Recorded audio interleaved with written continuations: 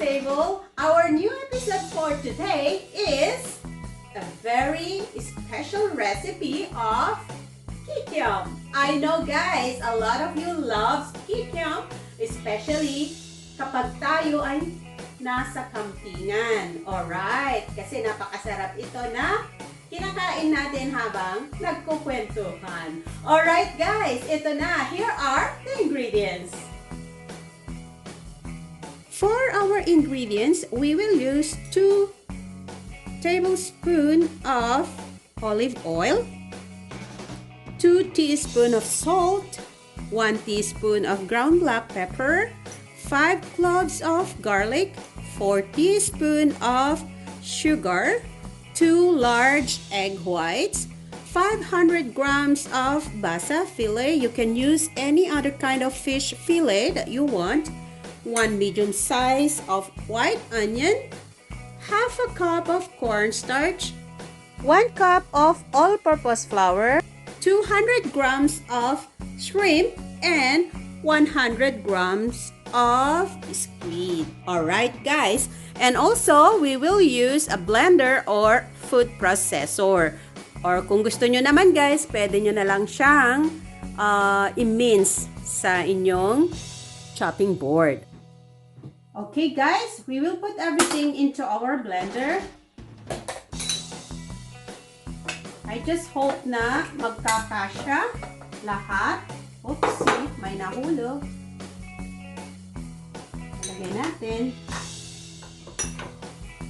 Then, lagay natin yung ating squid. Then, lagay natin yung ating shrimps.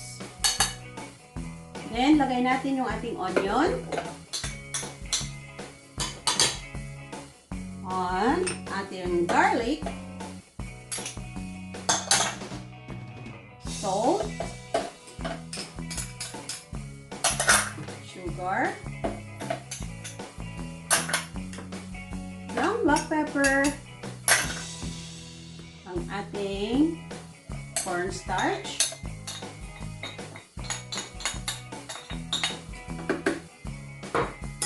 All-purpose flour, ang ating oil,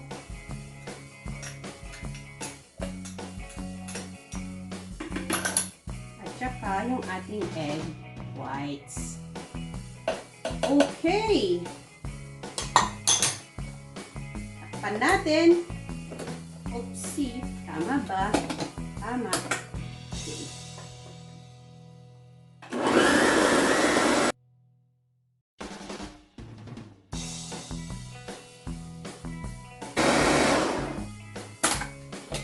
Lang guys kung kumusta. Ayun, nagiging paste na siya. Okay, tumutunog yung aking alarm. Alright, one more time.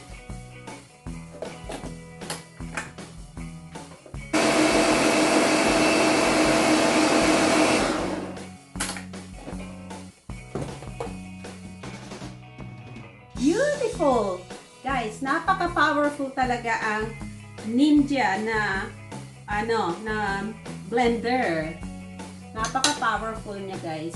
Ang bilis maging paste. Look at this. See? Okay. So, lalagay ko ito sa plato para maka-start na tayong magluto. I think this is good enough.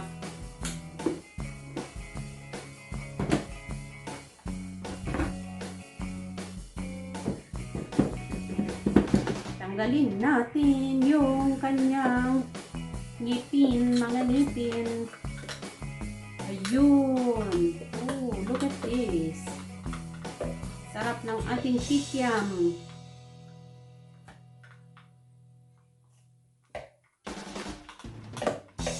Yan guys.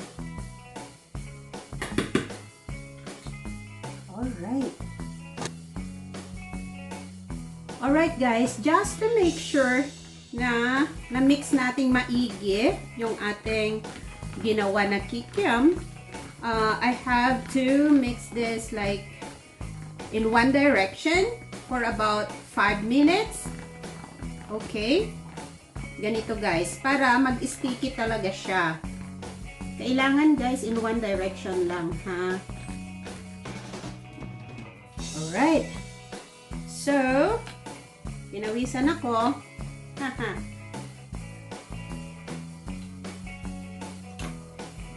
Ilalagay ko ito guys sa piping bag kasi mas madali ang maggawa ng ganito para pantay-pantay din yung sukat. Kaya ilalagay ko siya sa piping bag ko, saka natin ipiprito.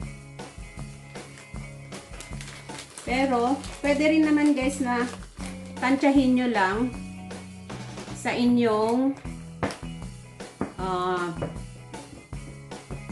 sa ganito guys, yan yung ladle. Okay? Or spoon.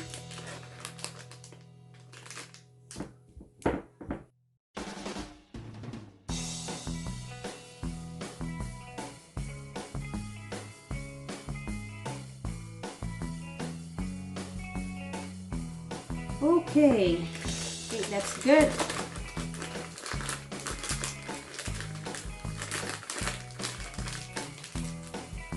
So, ikakat ko siya guys hanggang dito. Yan. Para magiging ganyan siya kalaki. Wow, parang malaki yata siya. But that's okay. Pangkain lang naman dito sa bahay. Ayun guys, okay, magprito na tayo. Okay guys, ganito lang ang gagawin ko para madali. Okay, pipiga, piga, piga.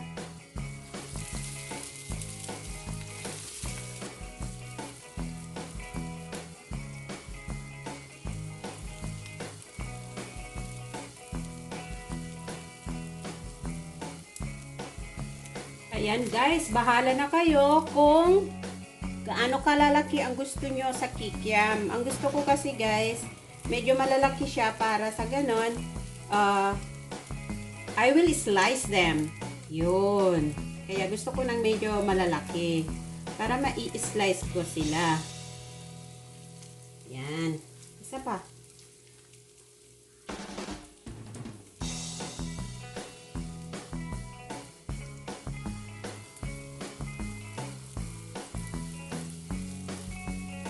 Yun.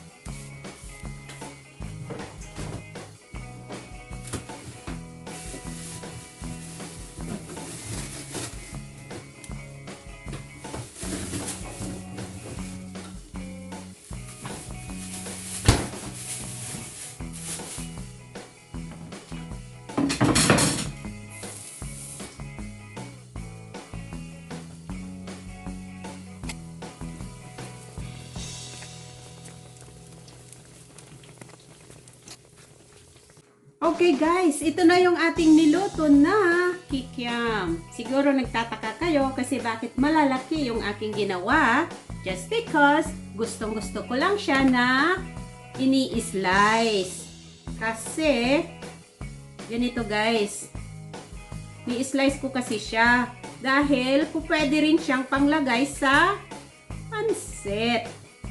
Yes, you can add this into your pancit, your noodles, your soup, and everything, right? That's why gustong-gusto ko na ini-slice yung aking kikiam. Ayan, guys. Napakasarap siya. Hindi siya, guys, matigas. Malambot. Okay. Ayan. Ito na yung ating serving plate. Kasi guys, ilalagay ko lang siya dyan. Ganon. Oh, pwede kong hawakan kasi ako naman guys ang kakain nito, right? Gusto ko lang pakita sa inyo kasi ito guys, hindi lang siya kinakain na solo. Pwede rin nyo guys pang ulam. Pwede pang sahog sa pansit. Especially if you're cooking noodles, right? So you can use this, or if you are cooking like noodle soup, you can add this kikiam as well. It's so good guys. Malambot siya at hindi siya matigas. At syempre, masarap ang lasa. Okay? There. Ganda guys. Oh, sarap, di ba? Eto na guys, ang ating napaka-espesyal na kikiam from Mhelbeth's table. Ayan guys, maraming salamat to all my subscribers. Thank you so much for all your support to Mhelbeth's table. And if you are new in my channel, please don't forget to click on the subscribe button and the notification bell so you'll always be updated every time I'll post a video in my channel. Alright guys, our dipping sauce is just a sweet chili sauce with vinegar. Ayan, napakasarap na po yun. Kung wala po kayo nun, you can just make calamansi with toyo or any dipping sauce that you prefer. Even just a fresh chili and garlic, vinegar, and soya sauce. Alright guys, look at this. Napaka-lambot po siya at napakasarap po ng ating special kikiam from Mhelbeth's table. Alright guys, till next time again. Please comment down below kung may gusto po kayong ipaluto kay Mhelbeth's table. Alright, see you next time.